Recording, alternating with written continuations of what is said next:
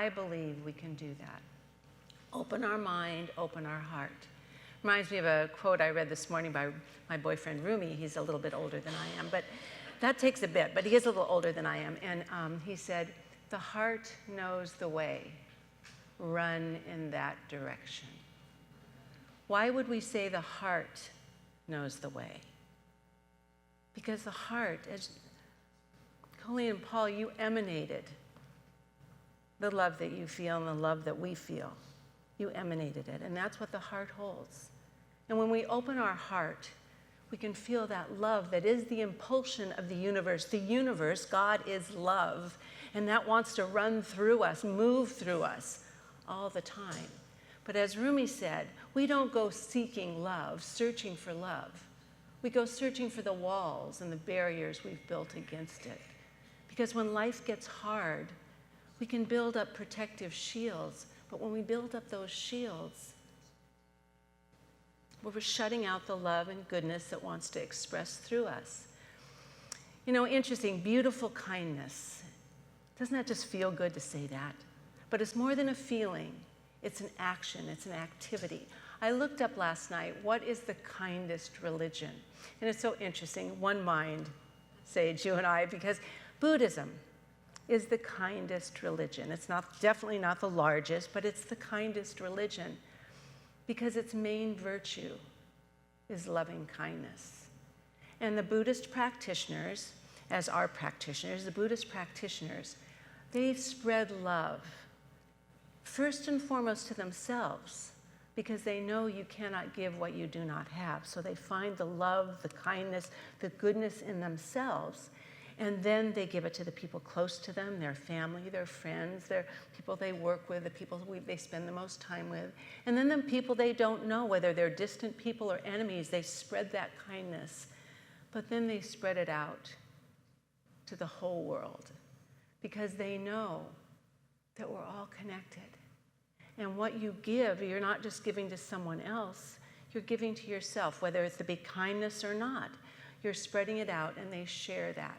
So this loving kindness definitely is the main tenet of Buddhism.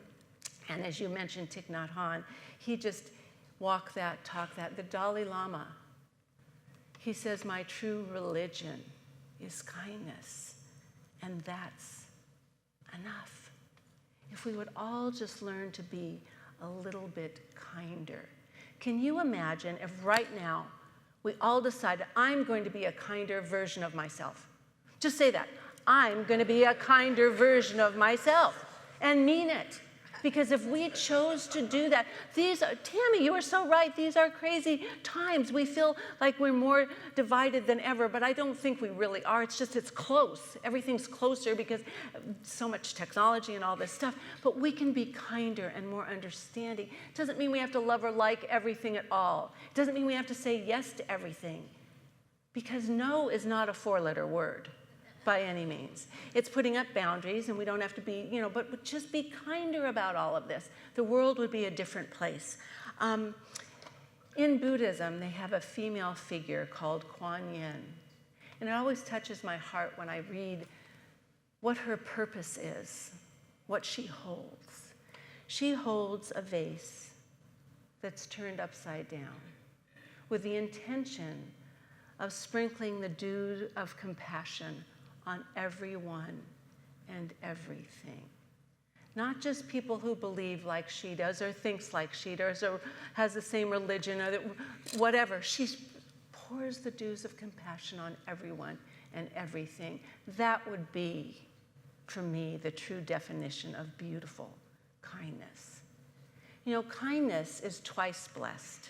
When we have kindness and share it, it doesn't just benefit us, the person giving it, because we tap into the love and goodness in our hearts and in our souls inside of us, but it also blesses the person that receives it because they feel the goodness of life. Kindness, when it's shared, makes people know they matter. They matter. So what keeps us from being kind? If it's in our soul, if it's there for us, God gives the same to all alike, does not play favorites. Spirit does not play favorites. So nobody has more kindness than another person, Some of us just choose to express it more than others because we've learned how to express it more. It's not because some of us are better than others, we've just learned. What happens is so often we've been trained to see what's wrong in life. And when we get trained to see what's wrong in life, we become like Velcro. And all the bad experiences stick to us, and then we share them and we talk about them, and becomes the main habitual process of our thought. And we become like Teflon to the good experience. Oh, that was good, but that doesn't matter. Because we've trained ourselves to hold on, but what's the effect of that? Just what you were talking about, the fear, the anger, the upset. That's what happens when we hold on to this upset and anger and build these walls and have the things that are wrong stick to it, and we don't learn how to let go. It's a continual process in life of holding on and letting go, but we have to make that executive decision of what to hold on to and what to let go of. Do you know this mind of ours was designed to be an instrument for the divine, to be an instrument to express creativity and possibilities and potential and goodness and healing. That's what it was designed for. But some of us get stuck in these other habitual patterns. But the good news is we can wake up. Did you know that? We can wake up and be intentional about being kinder, better, more understanding people. Ernest Holmes said, criticism, coldness, unkindness have no place in our philosophy. He said, the greatest good comes from what is the best for all. And I think that's kind of the golden rule, isn't it? Do unto others as you would have them do unto you. Isn't that what the best for all means? And that particular golden rule is a tenet in every major religion. We all say, do what's best for you. But let me tell you something. I also looked up what's the happiest religion. Guess who that was? Buddhism again. We are, exactly, we are. That's right.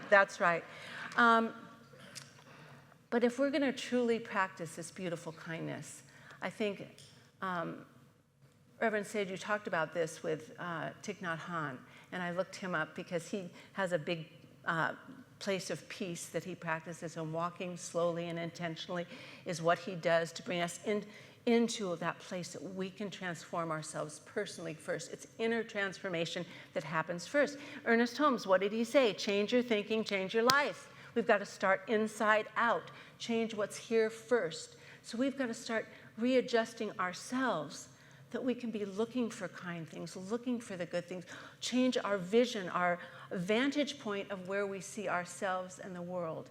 And once we love what we see inside of us, and we accept, here's what Pema Chodron, who is a Buddhist nun, says. You make the world a better place by making yourself a better person. I'll say that again. You make the world a better place by making yourself a better person.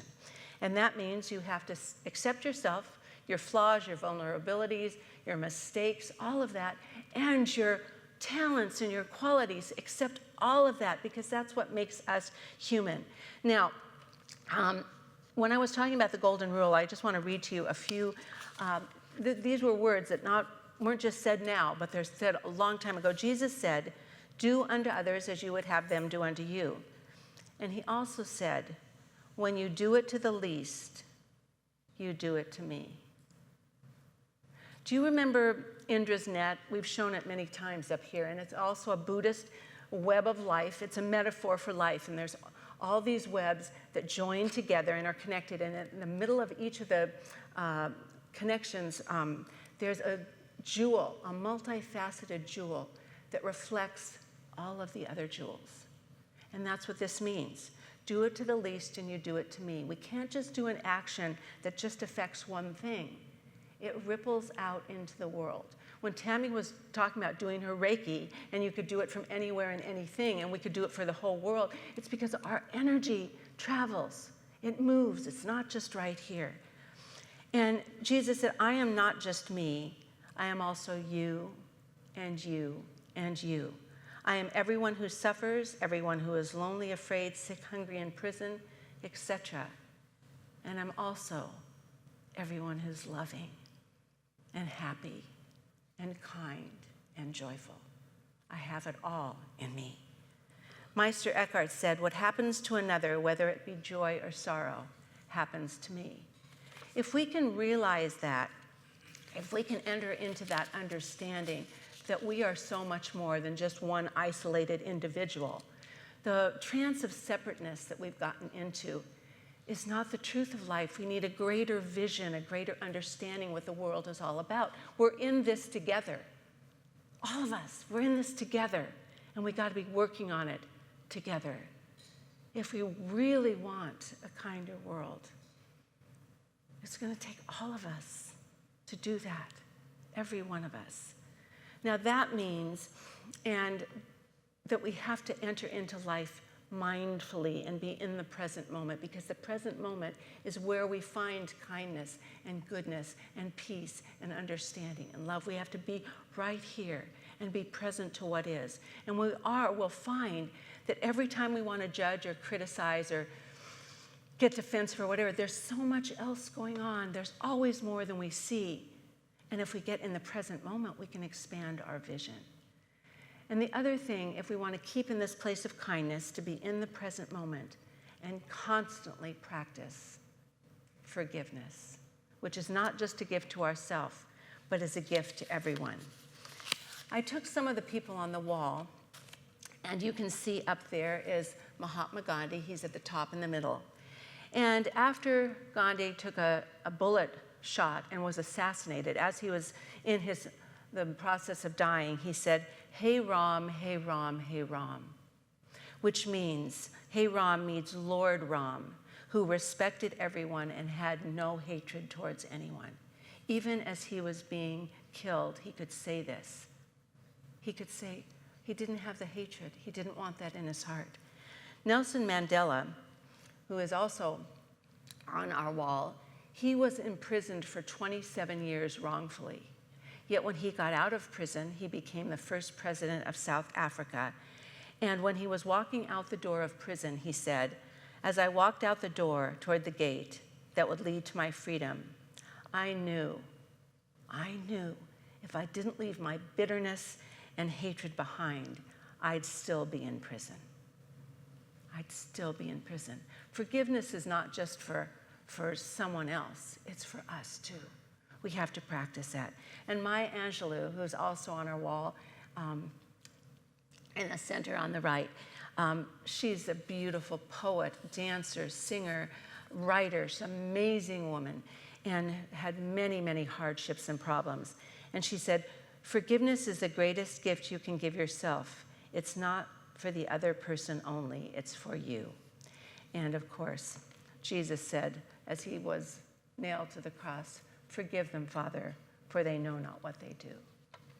So today, what I'm asking everyone to do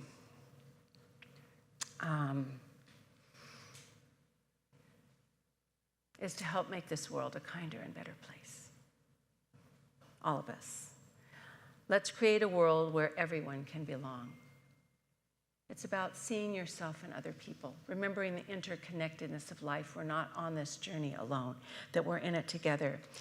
And here was a quote, which I forgot I'd written this down, but it said, "Imagine what would happen if there was an outbreak of kindness in the world, if everyone did one kind thing on a daily basis to bring goodness to yourself and goodness to others."